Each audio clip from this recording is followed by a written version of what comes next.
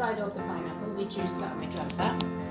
So it's just one way you can do a very quick and easy ferment without a starter culture. Is everybody confident with the knife?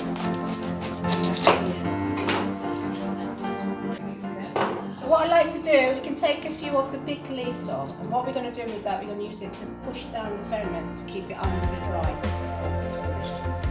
So I'm just going to keeping those fingers tucked away.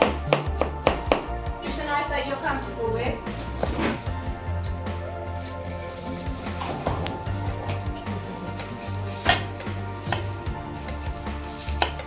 Everybody chopping away. Or sometimes you can just make it to taste when you've got the experience. You season it with salt, give it a rub and then taste it, and you're looking for a flavour of like a salty salad.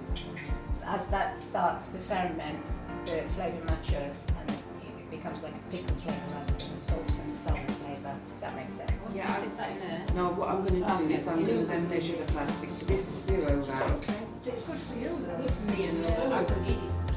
So that's So it's 2 kilos and 20 grams of salt. Which equal. Okay. I can't see how. Salt equals to 2% of the weight. probably too much.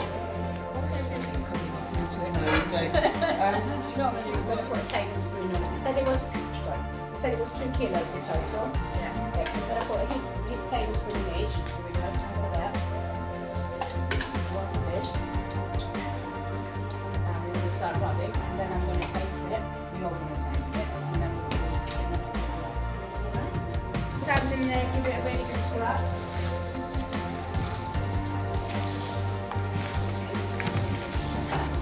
Deborah is assistant.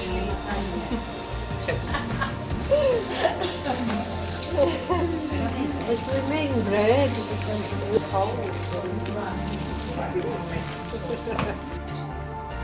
up.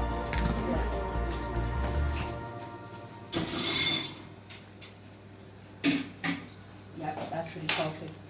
It's too salty. It's pretty solid, that's okay. That's okay. You can all taste a little bit if you like. Give me a good massage, yeah?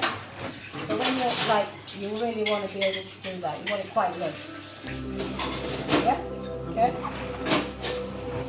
And you can make even a bit of turmeric if you like, yeah? Or spicy. So, I mean, the sky's your limit pretty much, I think. No, you don't mind chili. It might, so kimchi, for instance, in Korea they do different types of kimchi. They've got ones that haven't got any chili in them. Our classic kimchi has a lot of chili in it, spicy. But there's actually a kimchi institute in Korea. They've studied the health benefits of kimchi, and it's amazing. So whatever you're going to put in here, it's going to attract different types of bacteria that like that environment. So you can experiment with that. The brine's coming up to the surface and filling up top of it. Escape, and then ferment again. Once you see all that bubbling stopped, then your ferment is ready.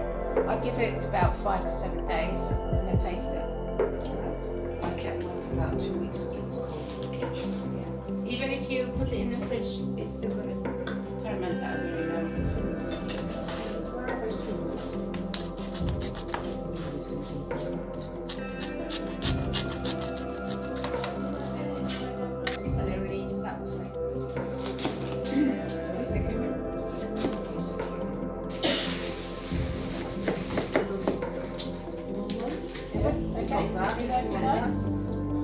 Got fresh thyme, you can pop that in there. And we've got this lovely black rice with this, nice everywhere. Alright? So just help yourself.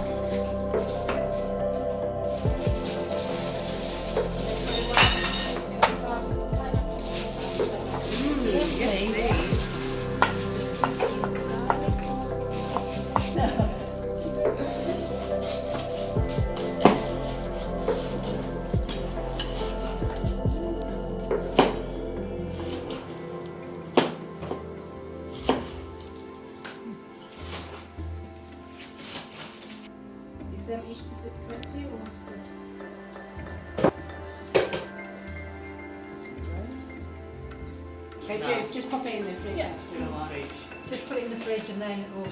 But it's best to just get that, you know. And light. And maple yeah. parties. yeah, maple parties. Oh, that's good. Yeah. That's good.